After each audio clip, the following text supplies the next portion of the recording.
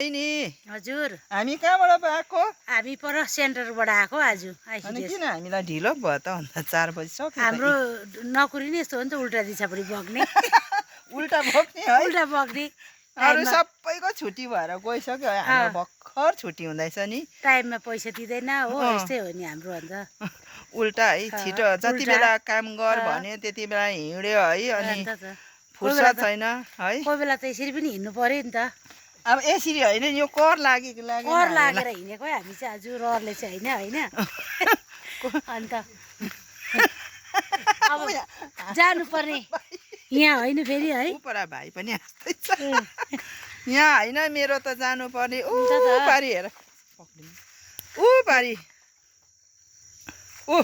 त्यहाँनिर छ मेरो गाउँ हो त्यहाँदेखि नि अझै उकालो यो सडकबाट न गाडी पायो आज होइन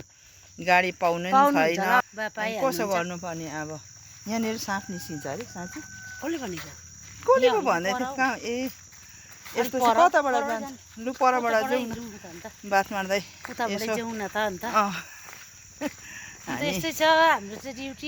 ड्युटी यस्तै छ है बहिनी के गर्नु अब यस्तै छ यहाँ हात गले हरेस कुर्ता लायो हिँड्यो हो हरेनी चरी भयो हरेनी जुत्ता यस्तो छ भुइँमा हेरिहाल्नु अन्त बाटो यस्तो छ बाटो है बाटो यस्तो छ